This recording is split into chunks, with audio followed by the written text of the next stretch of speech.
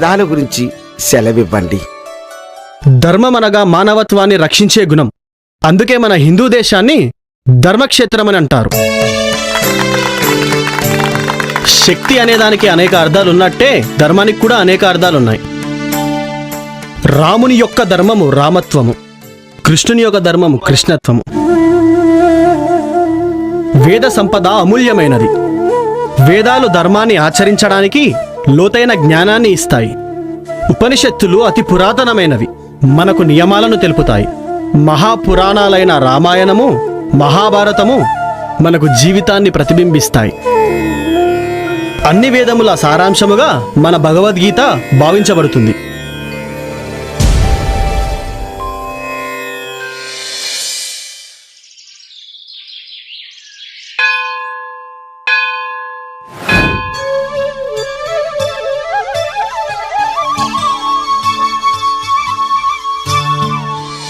అపవిత్ర సర్వస్తంగస్తోపి యస్మనే హృదయరక్షణ సహచాపించతి.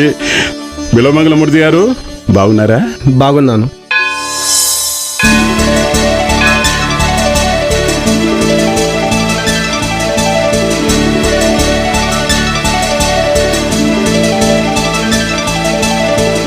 ఈ 7 ఉత్సవాలను ఎలా జరిపిద్దాం? చాలా ఘనంగా చేద్దాం. అమ్మవారి అనుగ్రహం పడిపోయినట్టుంది. తీసుకోండి. వెళ్ళొస్తాను. సంతోషం.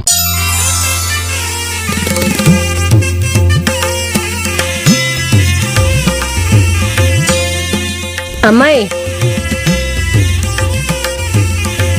హారతి తీసుకో.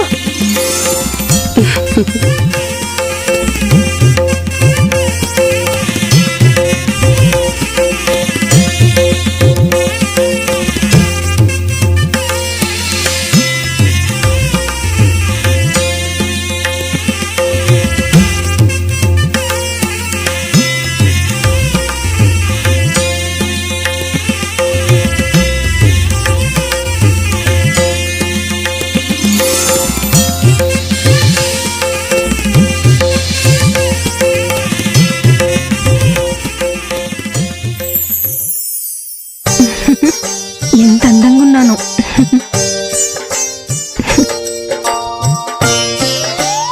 అత్తమ్మా, అత్తమ్మా. మా మా ఎవరో వచ్చారు. ఎవరే? ఎవరో రుబ్బురోల్లా ఉన్నాడు. రుబ్బురోలో ఇసురాయో కదమ్మా, బొగ్గ చొక్క బుల్లబ్బాయి వచ్చాడని చెప్పు. ఎవరో బుల్లబ్బాయి అంట.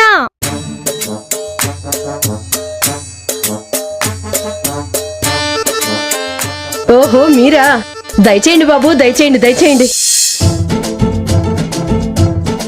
ఊరికే రారు మహానుభావులు. ఊరికే అయితే ఏమీ రాలేదత్తమ్మా, నీ కూతురు చింతామణి కోసం వచ్చాను. ఆహా, నా కోసం వచ్చావు అనుకున్నానులే. అబ్బో, చింత చచ్చినా ఇంకా పులుపు చావలేదే. ఏమిటి నాయనా దంతలు లెక్క పెడుతున్నావు? కాదు అత్తమ్మా, ఇల్లు సొంతమేనా అని చూస్తున్నాను. లేదు బాబు, మీలాంటి వాళ్ళు తలా ఓ చెయ్యి వేశారు నాయనా. అమ్మో, అందులో నన్ను మాత్రం చేర్చొద్దు అత్తమ్మా. సర్లే గాని పూలు వాడిపోతున్నాయి, తొందరగా నీ కూతురు పిలువత్తమ్మా. అమ్మాయిని పిలిస్తే ఏం చేస్తావు నాయనా? అవన్నీ చెప్పకూడదు అత్తమ్మా. చేసేదేదో నన్ను చెయ్యొచ్చు కదా బాబు.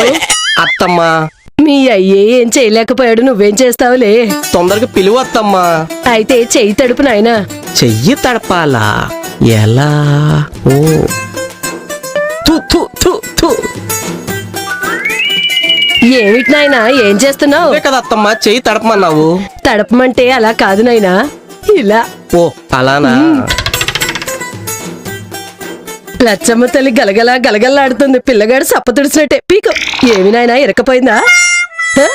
చెయ్యి వేయమంటావా? అయ్యయ్యో వద్దులే అత్తమ్మా, నువ్వు చెయ్యి వేస్తే పిడికిల నిండా తీసుకుంటావు. సరే నాయనా ఇవ్వు.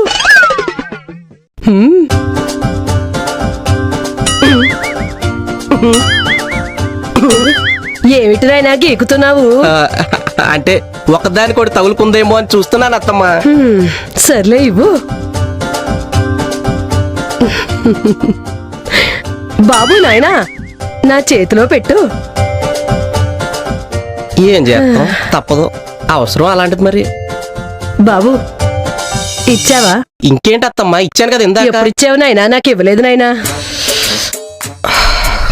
ఇవ్వలేదు బాబు. సరేలే. అబ్బా తొందరగా పిలువత్తమ్మా, పూలు వాడిపోతున్నాయి. అమ్మాయి మణి అలంకరించుకొని సిద్ధంగా ఉండమ్మా, బుల్లబ్బాయి గారు వచ్చారు.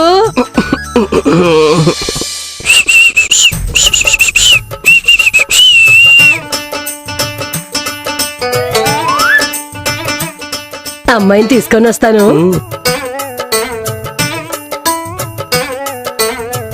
రామ్మా, నేను నా రానమ్మా. బంగారం గదు, సొమ్ములు అయిపోయేంత వరకేనమ్మా. కాసేపే కదా. కాసేపేనమ్మా, నేను చూసుకుంటా కదా. దా, చూసుకుంటావు పద. కదా.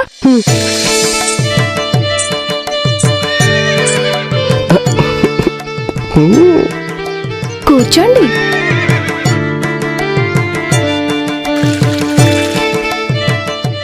మరీ అంత సిగ్గైతే ఎలా? మీ ఉంగరాలు చాలా బాగున్నాయి, నాకిస్తారా? అమ్మో, ఇవి మా అత్తగారు పెట్టినవి, నేను ఎవ్వరికీ ఇవ్వనండి. నాకు కూడా ఇవ్వరా? ఆహా. మ్మ్. అహో. మ్మ్. అబ్బా. మ్మ్. ఆ. ఈ రోజు మంచం ఇరిగిపోద్ది చింతామణి. అవునా? ఆ. ఆ.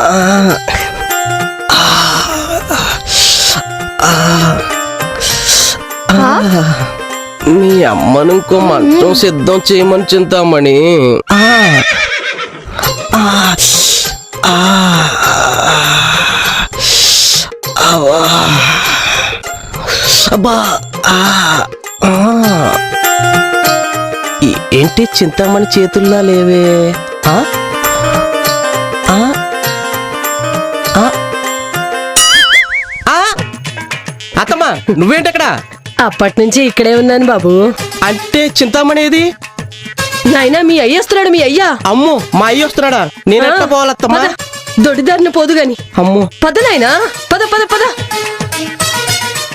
అమ్మో, ఎవరు చూడలేదుగా.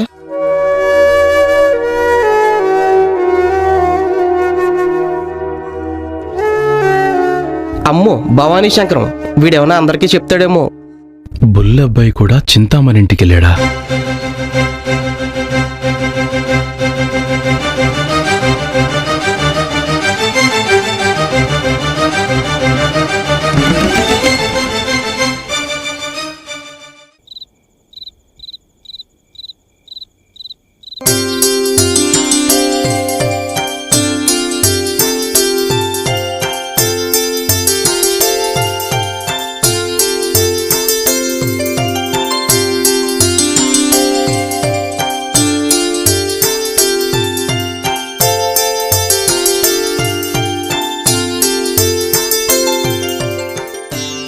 భార్య గొప్పతనం గురించి చెప్తానన్నారు కదా, చెప్పండి.